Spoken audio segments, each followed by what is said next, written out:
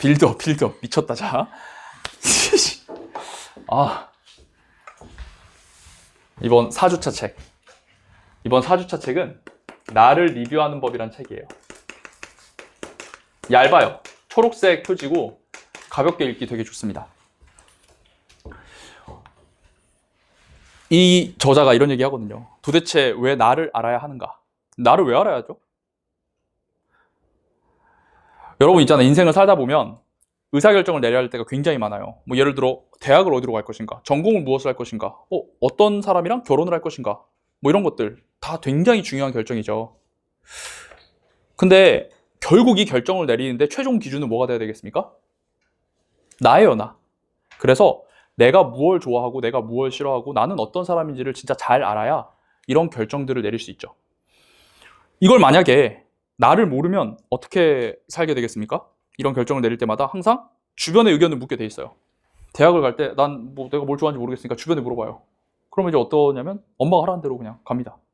그럼 뭐 남자친구를 사귀고 싶은데 결혼을 해야 되는데 내가 어떤 남자가 좋은지 모르겠어. 그럼 보통 어떤 일이 벌어지냐면 어떤 남자애가 나 좋다고 고백을 해요. 그러면 너무 감사해서 날 좋아해 주는 게 감사한 일이잖아요. 그래서 그냥 사귀입니다. 난 내가 뭘 좋아하는지 모르니까 그냥 애가 좋다고 하니까 그래 하면서. 그러면 이제 어느 순간 인생에 분명히 공허감이 찾아오게 돼요. 이게 내가 원하는 삶인가? 계속 이제 생각을 하거든요. 아닌 것 같아. 이 남자랑 안 맞는 것 같은데? 잘 모르겠고 막 그냥 그래. 다 뭐에서 비롯되는 일이냐면 나를 모르기 때문에 비롯되는 일입니다. 그래서 이제 이 저자가 서문에서 뭐라 그러냐면 심지어 물티슈도 쿠팡에 들어가면 리뷰가 있다는 거예요. 여러분 쿠팡에 들어가면 이제 리뷰들이 있잖아요. 이런 물건에도 리뷰가 있을까 싶으면 리뷰가 졸라 길게 있어. 물티슈 뭐 이런 거에. 근데 놀랍게도 인생의 주인공인 나에 대해서는 특별히 리뷰가 없다는 거예요. 혹은 나 자신에 대해서 깊이 생각하지 않고 그냥 인생을 살아가게 된다라는 겁니다. 그래서 어떻게 하면 좀 나를 알 수 있을까? 라는 거. 뭐 철학과 가야 되나요? 나를 알려면? 그게 아니라 조금 실질적인 조언들을 몇 가지 해줘요. 그래서 저도 읽으면서 실행을 다 해봤거든요, 저는. 그러니까 제가 이제 책 진짜 많이 읽은데 그 중에서 진짜 제가 해본 것들만 여러분들한테 엄선해서 추천드리는 겁니다. 지금 이제 큰일 났어. 점점 고갈되고 있어요. 책을. 언제까지 할 수 있는지 모르겠는데 이제 첫 번째는 이건 당장 해볼 수 있는 건데 나라는 사람이 어떤 사람인가를 알기 위해서 유튜브 있잖아요. 유튜브에 들어가서 좋아요를 찍은 것들의 목록을 볼 수 있거든요. 좋아요 표시한 영상. 표시? 어쨌든 좋아요, 라이크 누른 영상.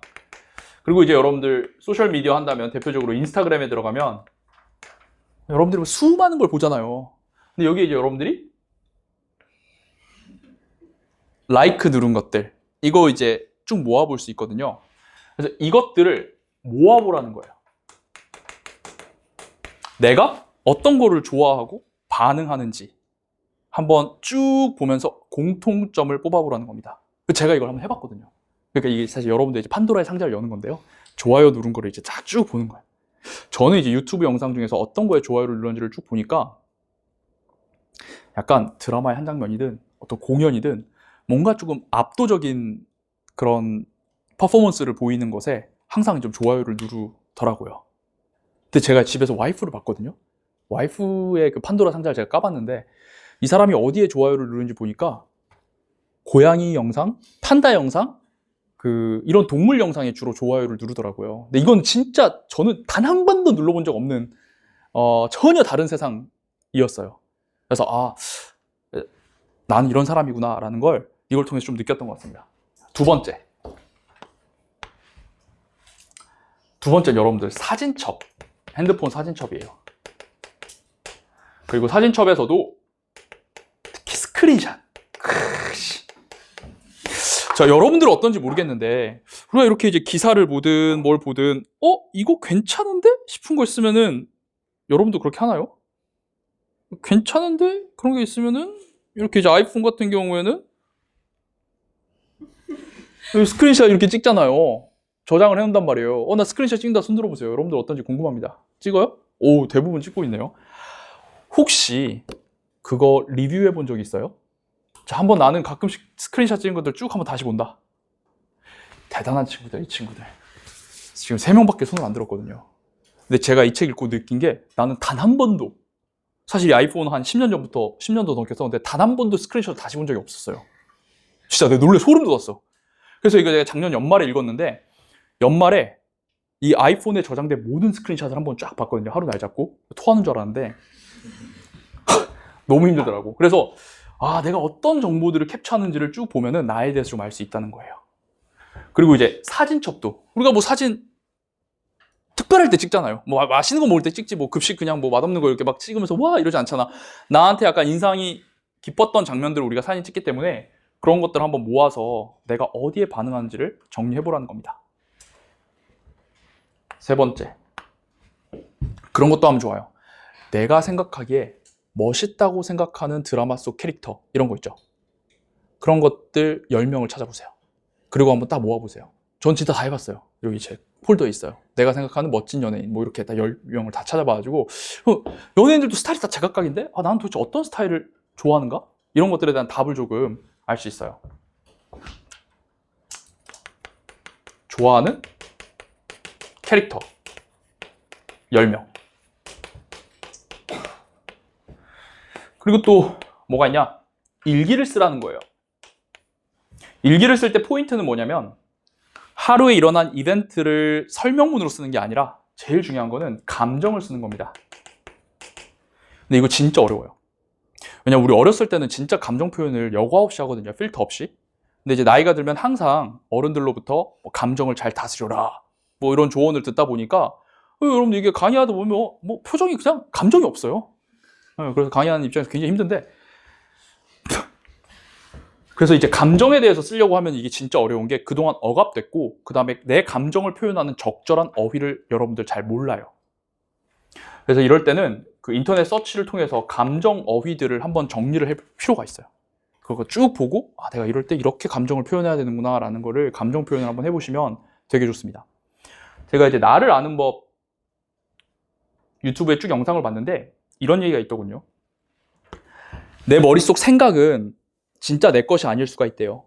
어렸을 때 부모님이 주입해 준 거, 학교 선생님이 얘기한 거, 미디어에서 이 지배적인 문화가 계속 강조하는 거, 왜냐면 아까 우리 지난번에 영화는 지배 문화의 제산물이라고 했잖아요. 그럼 미디어에서 계속 노출되는 걸 통해서 사실은 그게 내 생각이 들어온 걸 수도 있다는 겁니다. 그런데 감정이라는 것은 이게 온전히 자기만 느낄 수 있다는 거예요. 그 상황에서 어떤 감정을 느끼는지는.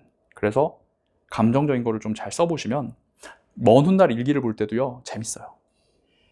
진짜 내가 이때 이렇게 느꼈구나, 이게 나란 사람이구나 라는 거를 잡아낼 수 있습니다. 자, 그 외에 월간 장소 리뷰, 한 달 동안 내가 방문한 특별한 장소들을 네이버 지도나 카카오 지도에 저장을 한 다음에 내가 그 한 달 동안 어딜 방문했는지 쭉 한번 보고 그것도 역시 감정을 정리하는 거예요. 그 장소에 대한 감정. 분명히 이 친구가 여기 가보면 되게 좋다라고 했는데 나는 별로일 수 있거든요. 혹은 생각보다 엄청 좋을 수도 있고, 그렇게 내가 어디에 반응하는지 계속 정리해 나가는 겁니다. 월간 사람 리뷰, 한 달간 새롭게 만난 사람들 누구와 만났는지 이것들을 보면서 내 감정을 기록하는 거예요. 그래서 이 책은 뭐 월간 또 소비 리뷰, 내가 한 달 동안 돈 쓴 것 중에서 가장 좀 기분 좋았던 것들을 뭔지 이렇게 하는 거예요. 그래서 이런 다양한 도구가 나와요. 그래서 이걸 통해서 내가 좋아하는 것들을 찾아가는 방법들을 좀 자세히 써놓은 게 나를 리뷰하는 뭐 굉장히 프랙티컬한 조언들이 많이 있기 때문에 전 한번 해보시면 좋을 것 같아요. 왜? 결국 최종 의사결정은 너 안에 있거든, 답이. 그래서 해보시면 좋을 것 같습니다. 근데 이게 저는 이 책을 읽으면서 되게 뭉클했던 게 고백하건대 저는 저 자신에 대해서 고민을 많이 못했던 것 같아요, 살면서. 이 나에 대해서 고민을 한 게 제가 30대 후반에 비로소 했거든요, 작년부터. 왜냐면 왜 그랬을까 생각을 해보면 10대 때는 내가 별로 중요하지 않았어요. 왜? 내 점수가 중요해요. 내 성적이 중요해. 내가 뭘 좋아하고 반응하고 있다는 거에 대해서 고민할 여유가 없었다고 생각을 했습니다. 그게 중요하다고 단 한 번도 어른들이 얘기해 본 적도 없었고 공부만 했죠. 대학에 들어갔어요. 처음엔 좋았죠. 근데 제가 영어를 전공했는데 거기도 이제 영어가 힘들어요. 어려워요. 잘하는 애들도 너무 많고. 그러니까 일단 영어를 잘해야겠다 하면서 일단 닥치고 영어 공부하는데 중요했지 내가 뭘 원하는지 이런 거에 대해서 고민을 많이 안 했어요. 졸업해서 이제 학원 강사가 됐거든요. 학원 강사를 했는데 일단 뭐 교재도 하나도 없고 애들도 없고 아무것도 없어요. 그래서 일단 내가 뭘 좋아하는지를 찾는 게 중요한 게 아니라 일단 허겁지겁 교재를 만들고 수업을 하고 이런 거에 맨날 조금 시간을 많이 보내면서 살았던 것 같아요. 그러다가 이제 비로소 어느 순간 되니까 행복의 기원이라는 책도 읽고 이런 걸 통해 가지고 결국은 내가 중요한 거구나. 내가 언제 뭘 좋아하는지를 아는 게 중요하구나 라는 거를 찾아서 인생의 지금 변화를 좀 느끼고 있어요. 대표적으로 예를 들어 휴가를 간다 그러면 예전에 어떻게 했냐면 제가 파워 J이기 때문에 여러 리뷰나 이런 걸 통해 가지고 넘버스 엑셀에다 쫙 정리를 했어요. 저 원래 그렇게 했거든요. 그러니까 외부적인 정보를 막 분석하고 정리하고 이런 걸 되게 잘해요. 반면 요즘은 어떻게 하냐면 일기 쓰잖아요. 이렇게 딱 종이를 펼치고 지금까지 내 머릿속에서 갔던 수많은 장소 중에 기억에 남았던 좋았던 장소들을 쭉 써요. 그러니까 답을 내 안에서 찾는 거예요.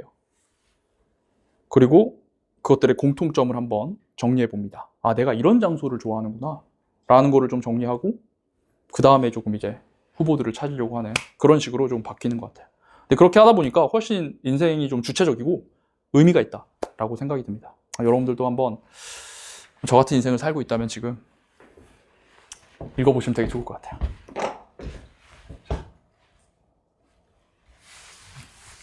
오늘의 책 리뷰는 여기까지 하겠습니다. 자, 넘어갈게요. 앞으로 넘어와서 이제 어휘풀이법을 알려드리겠습니다. 68쪽이에요.